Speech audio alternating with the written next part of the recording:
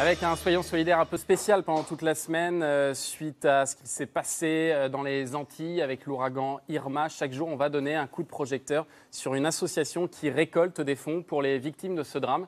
Et aujourd'hui, on vous parle de l'organisme français Pompiers d'urgence internationale. Oui, ça fait longtemps que cet organisme se mobilise pour porter secours et assistance dans les pays qui sont victimes de catastrophes naturelles et humanitaires. Il y a des pompiers qui sont déjà arrivés sur place. Nous sommes en ligne avec Rémi Desbois. Bonjour Rémi Desbois. Est-il avec nous? Alors on est en train d'établir la communication avec Rémi Desbois qui lui est resté en France. Il y a une équipe qui a été en France, en métropole pardon, puisqu'il y a une équipe qui a été détachée donc à Saint-Barthélemy, à Saint-Martin pour pouvoir porter secours aux victimes. On voit les images qui sont terribles depuis plusieurs jours maintenant. Il y a un chantier colossal à faire pour porter secours, acheminer des vivres aux victimes et commencer dans un second temps la reconstruction. Rémi Desbois est avec nous. Bonjour Rémi. Bonjour. Merci d'être avec nous. Est-ce que d'abord vous pouvez nous décrire un petit peu ce qu'il se passe sur place, puisque vous êtes en connexion avec les équipes qui sont déjà sur place?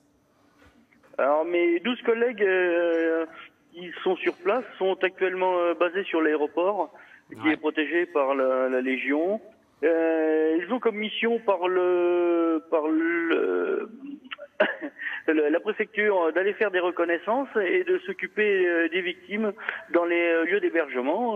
Aujourd'hui, ils ont fait quelques évaluations, beaucoup de victimes, beaucoup de blessés. On va s'occuper de voir pour certains rapatriements, ceux qui seront nécessaires. Et dans un deuxième temps, une évaluation bâtimentaire où mon collègue a trouvé 80% de destruction, un petit peu comme aux Philippines où il avait déjà été en mission. Est-ce qu'aujourd'hui, tous les sinistrés, toutes les victimes ont pu être au moins rassemblés, identifiés, pris en charge? Vraisemblablement, les points de rassemblement des réfugiés, on ne va pas parler de réfugiés, mais les points de rassemblement des sans-abri sont bien identifiés et les équipes comme celle de PUI ont en charge d'aller voir avec les médecins et faire une évaluation de la gravité d'éventuelles victimes et ou de blessés nécessitant une évacuation sanitaire rapide ou alors pas d'évacuation sanitaire du tout. Et est-ce qu'a priori, d'autres pompiers de votre organisation vont partir dans les jours à venir sur place? Aujourd'hui, nous avons 3 collègues qui partent avec SOS Attitude et Secouristes sans frontières. Le but va être de créer des centres sous tente pour des centres d'hébergement pour les personnes à la rue.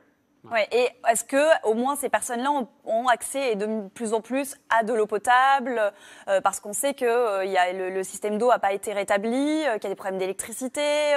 Donc est-ce qu'elles arrivent au moins à pouvoir accéder à ces vivres-là?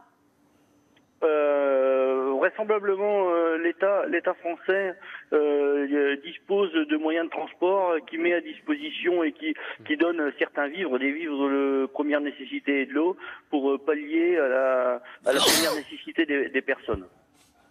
À tes souhaits, Gérard. Merci beaucoup. En tout cas, on voulait vraiment vous porter un coup de chapeau à tous parce que c'est évidemment formidable ce que vous arrivez à faire sur place.